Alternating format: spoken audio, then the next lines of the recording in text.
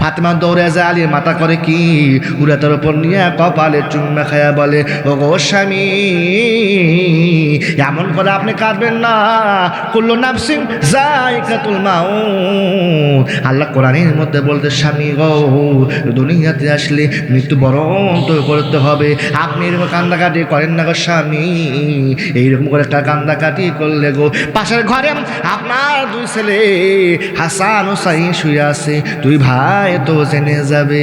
এমন করে বললে আলী বলে, ফাতেমা রে, তোমার আমি কত ভালোবাসি তুমি জানতে চাও? ও ফাতেমা, তুমি এত সুন্দর একজন মহিলা, নবীর আদরের দুলালি নবী তোমারে এত ভালোবাসা বাসে, এত মহব্বত করে গো ফাতেমা, গো ফাতেমা। সেই ফাতেমার আমি ঠিক মতো খাবার দিতে পারি নাই, ঠিক মতো পোশাক দিতে পারি নাই। সে ফাতেমা কোনোদিন নবীর কাছে অভিযোগ করে নাই। একদিন আলী করছে বাজান রে, ফাতেমা তো জহুরাকে নিয়ে খাটের ওপর শুয়ে আছে। বাজান না, আমরা অনেক সময় স্ত্রীর সঙ্গে ঠিক মতো ঘুম পাই না, ঠিক কিনা? শুয়ে থাকলেও কথাবার্তা বলতে বলতে গন্ডগোল শুরু হয় না বাজান? কি ভালোবাসা রে, কি ভালোবাসা রে। বাদান আলী করেছে ফাতেমার মাথাটা বুকের ভেতর নইয়া দুই চোখের পানি ফালাইয়া ঘুম পাড়তেছে আর কাঁদতেছে, বলতেছে, আল্লাহ, আমি আলী গরিব হতে পারি, কিন্তু তুমি আল্লাহ আমার জন্য নবীর মিয়ারে পছন্দ করছো, সুবহানাল্লাহ। কোন এমন করে কান্দিতে বাদান রে আলী ঘুমিয়ে চলে যায়। এমন সময় তাইকা দেখে রাত যখন গভীর হয়ে গেছে বাজান, ফাতেমা তো জোহরা করতেছে কি, আলীর মাথা, আলীর বুক থেকে মাথা টানতে নিয়ে বোরকা পরিধান করতেছে। বোরকা যখন পরিধান করতেছে বাদান রে, এখন আলী মনে মনে চিন্তা করতেছে, এই রাত্রে গভীর রাত্রে ফাতেমা কই যাবে আমার জানতে হবে। এমন করে তো ফাতেমা কোথাও যায় না রে, আজ ফাতেমা কই যাইতেছে আমার জানতে হবে। বাদান নে আলী করে কি ঘুমের ভান করতেছে। এমন সময় তাইকা দেখে ফাতেমা তো জোহরা করতেছে কি, স্বামীর দিকে তাকাইতেছে।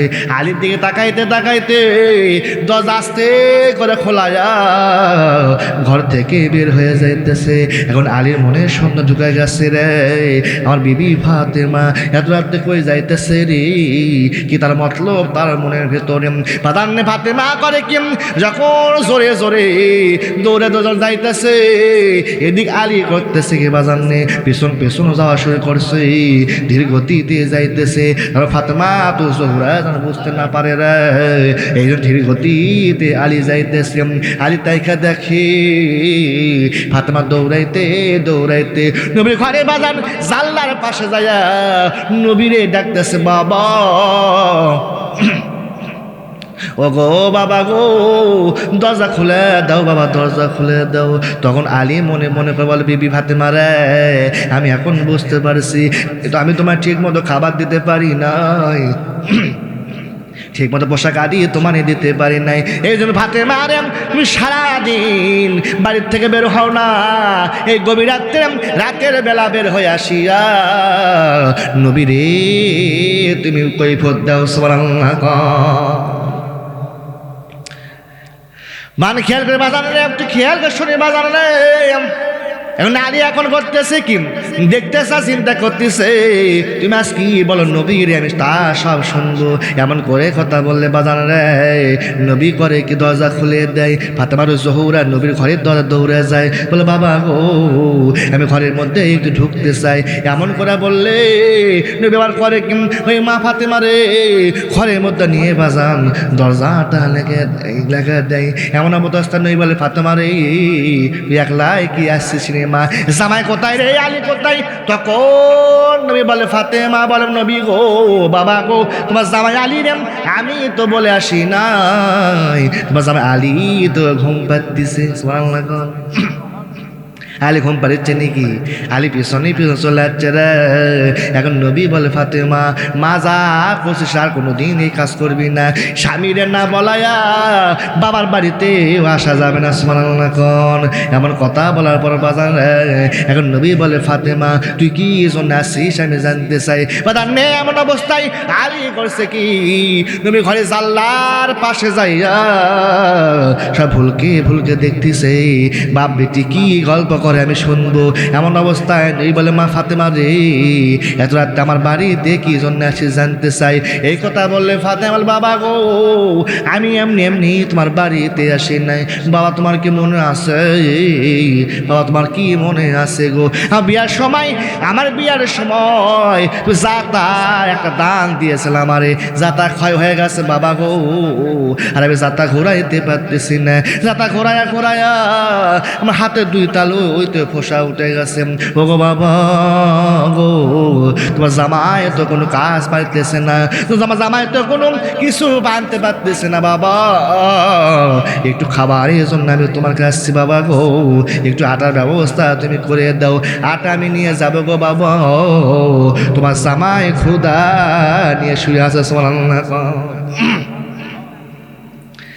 আলী করতেছে বাজান, সমস্ত কথাবার্তা জানলার পাশ থেকে শুনতেছে যে ফাতেমা নবী কি গল্প করে। এমন অবস্থায় এখন নবীজি বলে, ফাতেমা কি নিবি রে তুই বল। তখন ফাতেমার বাবা গো, আমাকে কিছু আটা তুমি আমার ধার দাও, পরে আটা দিয়ে তোমার শোধ দিয়ে দেব। এমন অবস্থায় কথা বলে নবী বলে, মা রে এমন করে তুই বলিস না রে মা, বলিস না, তুই আমার মেয়ে রে, মেয়ে নোস, তুই আমার মা ফাতেমা, তুই আমার মা হইয়া তুই কেমনে এই কথা বলিস রে? আমার কাছে তুই ধার নেওয়ার জন্য আসছিস রে? না মা, ধার নেওয়া লাগবে না রে, আমি তোর এমনি দিয়ে দিলাম রে মা। মারে মা দেরি করিস না, ঘর থেকে বের হয়ে যা। আলী ঘুম থেকে জায়গা গেলে আলী মনে বড় কষ্ট পাবে। এমন কথা বললে বাজান নেই। ফাতেমা যখন ঘর থেকে যখন বের হবে, আলী জানলার পাশ থেকে দৌড় আগে বাড়িতে যায়, যে এরকম অবস্থায় শুয়েছিল আগে বাজান। আলী করে খাটের উপর যাইয়া ওই অবস্থা আবার শুইয়া পড়ে, চোখটা মিটি মিটি করে দেখতে যা চিন্তা করতেছে। ফাতেমা গো ফাতেমা, আমি যে মনে সন্দেহ করেছিলাম গো, কিন্তু তার উল্টা দেখলাম ফাতেমা তো জোহরা করে কি বাজান রে, ঘরের মধ্যে আসাইয়া আটার টবলা থুইয়া আবার বোরকা খুলিয়া যে এরকম ভাবে আলীর বুকে মাথা দিয়া ঘুম পারছিল, ওই রকম আবার আলীর বুকে মাথা দিয়া এখন ফাতেমা তো জোহরা করে কি হাতটা গায়ের উপর তোলাইয়া চোখের পানি ফালাইয়া কানতে আসে আর বলতেছে, ও কথা রোজ আল্লাহ গো, আল্লাহ গো, আমার সংসার অভাবের কারণে আমার স্বামীর না বলাইয়া বাবার বাড়িতে গেছিলাম। ও গো মাবুদ, এই খবর যেন আমার স্বামী আলী যেন না জানে। বাদার নেই, আলী মনে মনে কাঁদতেছে। আরে ফাতেমারে বাজান জোর করে আসে বা ধরিয়া কপালের চুন্না খেয়ে বলে, মাবুদ আমি আলীরে তুমি আল্লাহ গরিব বানাইছো, এত দুঃখ নাই, দুঃখ নাই, কিন্তু আল্লাহ গো আর ফাতেমার মতো এমন একটা বউ দিয়েছে আল্লাহ, যেই বইয়ের কারণে আমার ঘরটা জান্নাত হয়ে যায়। সুবহানাল্লাহ, নারায়ে তাকবীর, লিল্লাহে তাকবীর। আল কোরআনের আলো, আল হাদিসের আলো, আলেম ওলামা যেখানে, কোরআনে হাদিস যেখানে, নারায়ে তাকবীর। আমরা রাগ করছেন কি? আপনারা রাগ করতেছেন? ওয়াজ চলবে, চলবে, ওয়াজ চলবে, অবশ্যই ওয়াজ করার জন্য দিতে যাচ্ছি আমরা। আর আপনারা ওয়াজ শোনার জন্য আসেননি। কালকেও কিন্তু এই মাঠে ওয়াজ হবে। কি হবে কালকেও?